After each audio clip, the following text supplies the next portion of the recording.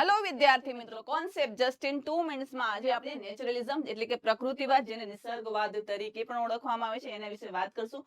ગઈકાલે આપણે આદર્શવાદ વિશે વાત કરી, જેની અંદર વિચારોનું સૌથી વધારે મહત્વ છે. તેવી જ રીતે પ્રકૃતિવાદમાં જે છે એ બાળકને શિક્ષણની વાત કરે છે, અને જેની અંદર પ્રકૃતિના ખોળામાં રહીને બાળકને પ્રકૃતિના સાનિધ્યમાં રહીને શિક્ષણ આપવાની વાત કરે છે. ઓકે, તો એની સંપૂર્ણ એજ્યુકેશનલ ફિલોસોફી જે છે એના વિશે આપણે આગળ વાત કરીએ. તો મેઇન કોર કોન્સેપ્ટ શું છે? તો અહીંયા જે છે બાળકને કુદરતના સાનિધ્યમાં રહીને શીખવાડવાની વાત કરે છે, જેથી બાળક જે છે એ પોતાની જાતને એક્સપ્રેસ કરી શકશે. બાળકને ખુલ્લી છૂટ આપવામાં આવે છે, ફ્રીડમ આપવામાં આવે છે, મુક્ત વાતાવરણ આપવાની વાત કરી છે. ઓકે, હવે એનો મેઇન એમ જોઈએ તો મેઇન એમ એ છે કે બાળકનો કુદરતી વિકાસ થવો જોઈએ. ઓકે, કંઈ પણ વસ્તુ આપણે ફોર્સફુલી બાળકની અંદર ઇન્સ્ટિલ કરવાની નથી.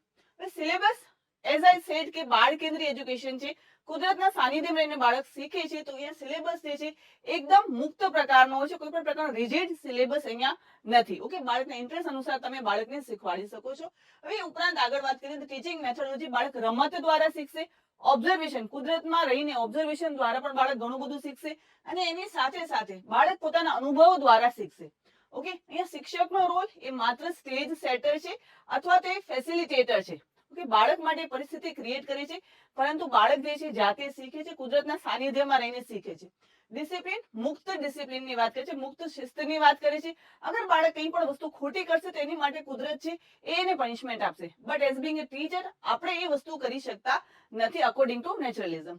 હવે આગળ વાત કરીએ તો આ સ્ટેટમેન્ટ ખાસ ધ્યાન રાખજો. DSSB જે દિલ્હી બોર્ડ દ્વારા લેવાતી હોય છે, સીટેટ એક્ઝામિનેશન જે સેન્ટ્રલ બોર્ડ દ્વારા લેવાતી હોય છે, એમાં ઘણી જ વખત આ ક્વેશ્ચન પૂછાયેલો છે કે senses are gateways of knowledge. Okay, આપણે જે જ્ઞાનેન્દ્રિયો છે એ આપણને જ્ઞાન આપે છે. એ સ્ટેટમેન્ટ, ઓકે, આપણી ઇન્દ્રિયો દ્વારા જ્ઞાન પ્રાપ્તિ થાય છે. એ સ્ટેટમેન્ટ કોણે કહેલું છે? તો યાદ રાખજો, રૂસોએ કહેલું છે. અને આ સ્ટેટમેન્ટ જે છે ને એ નેચરલિઝમ એટલે કે પ્રકૃતિવાદ, એની સાથે સાથે વાસ્તવવાદ, ઓકે, રિયલિઝમ સાથે પણ કનેક્ટેડ છે. ઓકે, તો આ પ્રશ્ન ઘણી જ વખત પૂછાયેલો છે.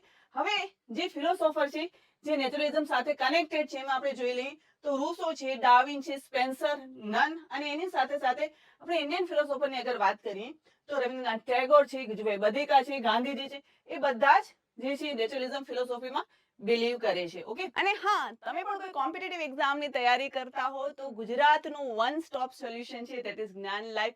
તો રાસ એની જોજો, ફટાફટથી જ્ઞાન લાઈવમાં એનરોલ કરાવી લો અને તમારી તૈયારીને ઓર સ્ટ્રોંગ બનાવો.